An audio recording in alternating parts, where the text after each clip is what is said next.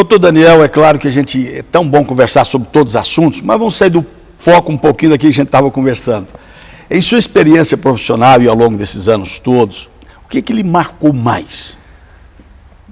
Bispo, meus clientes me marcaram mais, passaram pelo meu escritório pessoas fantásticas, maravilhosas, muitas vezes envolvidas com algum tipo de ilícito e nem por isso deixavam de ser bons pais de família, bons maridos, bons patrões, mas alguns me marcaram excepcionalmente porque os conheci na cadeia e eu tinha um hábito, bispo. Eu ia para o presídio central meia-noite, 1h da manhã, porque estava vazio.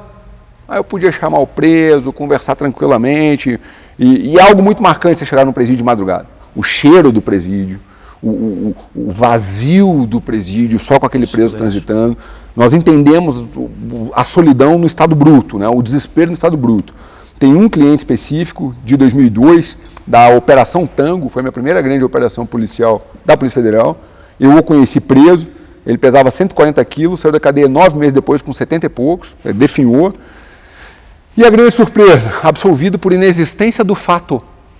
Ele não foi absolvido por falta de provas, bispo. Ele foi absolvido porque aquele fato narrado pelo Ministério Público e pelo qual ele ficou 9 meses preso numa prisão preventiva não existiu. Então, o drama humano é o que mais me marca.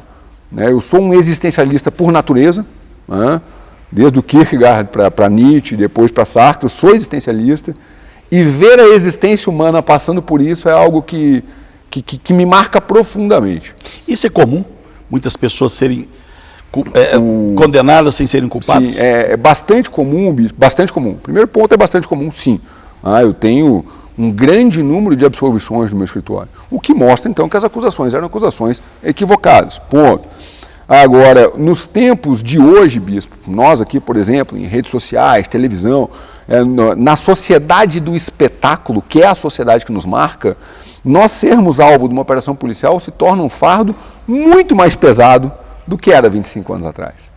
Hoje, eu ser alvo de uma operação policial acaba com a minha vida social. O meu filho será cobrado pelos colegas na escola, a minha esposa será cobrada pelas colegas no ambiente de trabalho, eu serei mal visto.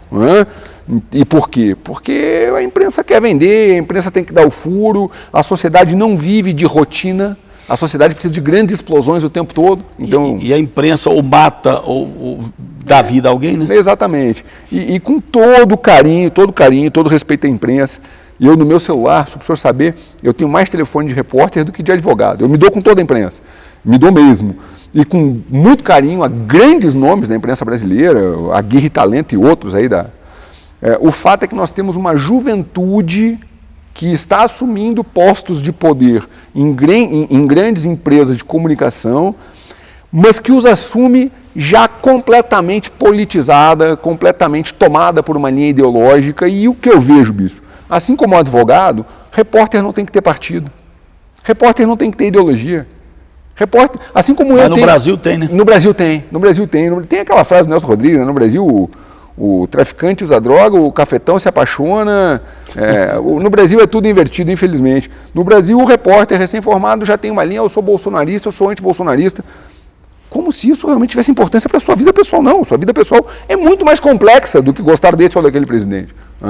Que é levar informação, né? É levar informação correta, confiável, é evitar a fake news, é fazer com que o cidadão na sua casa possa tomar uma decisão em acordo com bases reais de fatos, e não com a sua opinião, né, que pode não ser a minha. Mas, doutor Daniel, o senhor que é uma das pessoas, um dos advogados criminalistas mais respeitados do país e fora do país, um dos escritórios mais requisitados que tem, especialmente nas grandes operações, como é isso, participar dessas grandes operações da Polícia Federal? Bispo, eu me analiso há muitos anos, né? Eu sou um viciado em adrenalina, essa que é a verdade. Participar de uma operação da Polícia Federal não tem preço. Não tem preço pelo ponto de vista pessoal. Receber um telefonema às 6 da manhã e saber que em 15 minutos nós temos que ir para a guerra, porque o adversário já está lá. Não tem preço entrar na casa do constituinte às 6h30 da manhã, cercado dos homens de preto, com metralhadora para tudo que é lado, e você será a única peça entre eles e o constituinte. Isso, para quem gosta do desafio, não tem preço.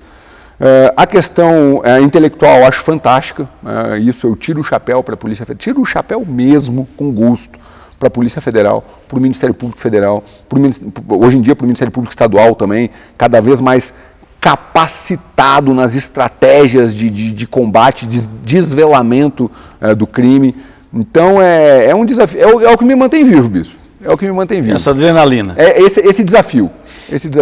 Tem um caso interessante que eu vi na televisão no último domingo, daquele caso, acho que aconteceu o vereador Jairinho com a esposa dele. Perfeito, do menino Henry. Que buscou no celular uma tecnologia israelense, aquilo que já estava até apagado. Isso também é fantástico. Né? Tem um autor aqui em Brasília, que é o Mário Rosa, que para mim é um dos maiores autores mundiais em nível de gestão de crise. E o Mário Rosa, num dos vários livros que tem, ele diz: a pessoa que ainda não entendeu a inexistência do espaço privado não entende o mundo que habita. Não existe mais a diferença de público e privado.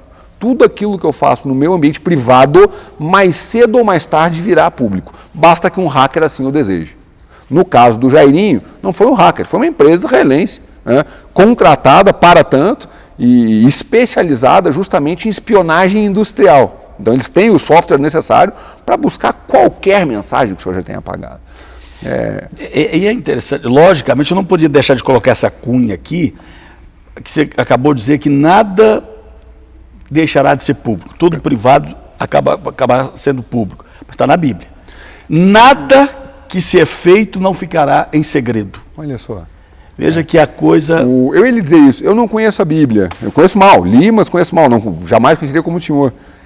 Mas o que eu vejo, bispo, sem nenhuma hipocrisia, e quem me conhece sabe que eu sou tudo, eu sou grosso, eu sou chato, ou eu sou tudo, mas eu não sou hipócrita. Eu, como todo gaúcho, a gente dá a verdade para um outro.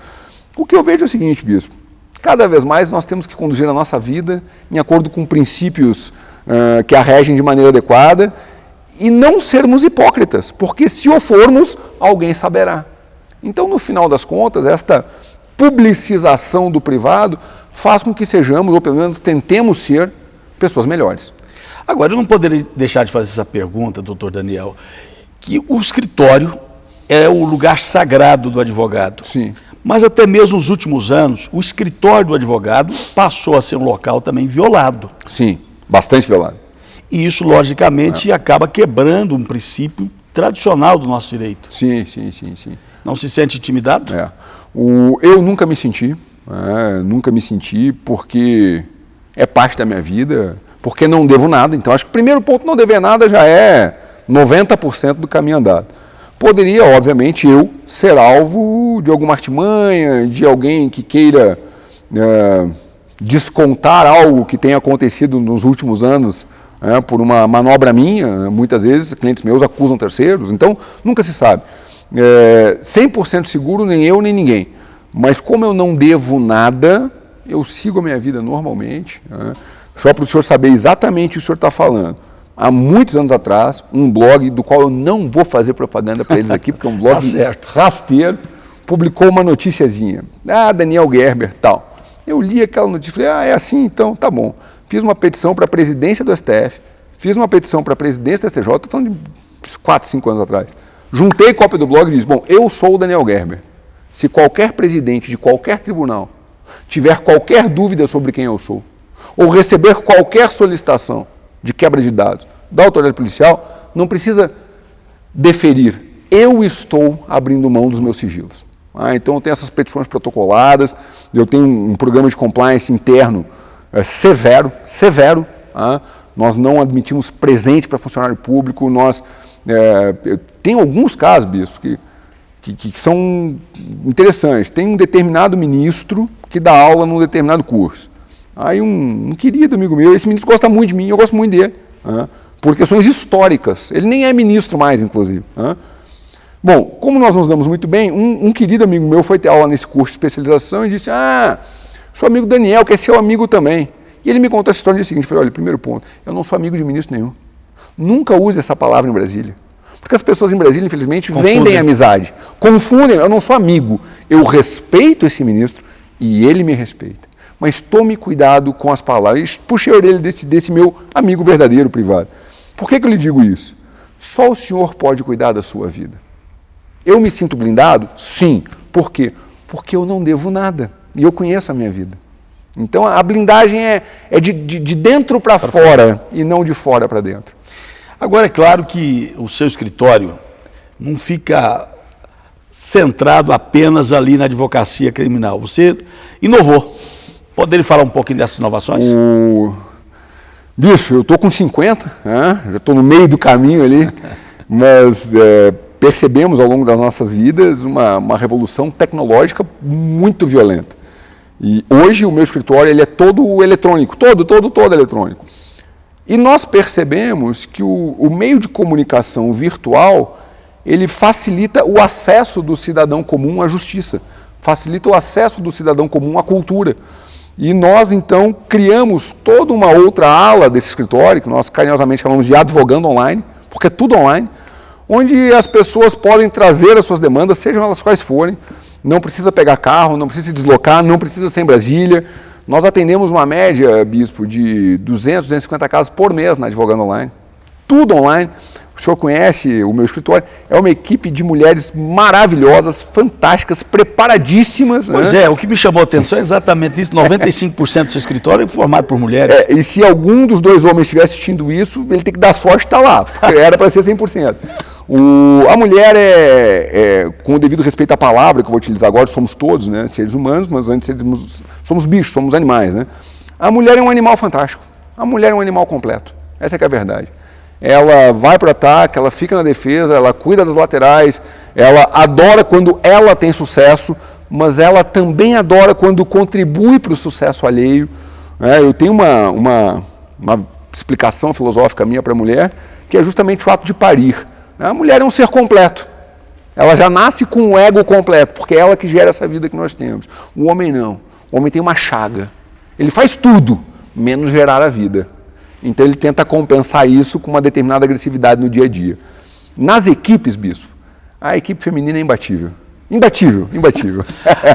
Agora, o seu escritório... Tem um monte de homem rindo aí, ó. Tá todo mundo fora depois dessa, viu? E os do escritório que não pediram para sair, peça logo, né? Tô brincando, Fábio. Você pode ficar que eu gosto de você. Fica tranquilo. Agora, é claro, o seu escritório hoje também está em vários lugares. Sim. Nós temos Brasília. Brasília é o coração. Brasília é onde eu fico. E apesar de sermos eletrônicos, apesar de nos comunicarmos com o Brasil inteiro via online, eu acredito muito na reunião de equipe. Então, em Brasília que está o coração da minha equipe, as principais advogadas, em Brasília que eu vou todos os dias e nos encontramos todos os dias para reuniões de equipe, aqui é o coração. Mas nós estamos em Palmas também, estamos em Porto Alegre, estamos em Parauapebas, Parauapebas uma abertura agora, recém-conquistada, e estamos em São Paulo, inaugurando São Paulo agora também. Isso, o meu escritório, DG Advogados, mas as parcerias são no Brasil inteiro. Eu trabalho com advocacia de massa, com criminalidade de consumidor, que eu tenho hoje 600 inquéritos em andamento, no Brasil inteiro. Poucos criminalistas fazem isso. O meu escritório é especializado nisso. Então, estamos no Brasil todo. Estamos conversando com o doutor Daniel Gerber. Ele é um advogado que trabalha na área do direito penal. Hoje é um dos mais requisitados advogados do Brasil, juntamente com a sua equipe. Vamos continuar falando um pouquinho mais sobre isso no próximo bloco. Por isso, permaneça conosco. Voltamos daqui a pouquinho.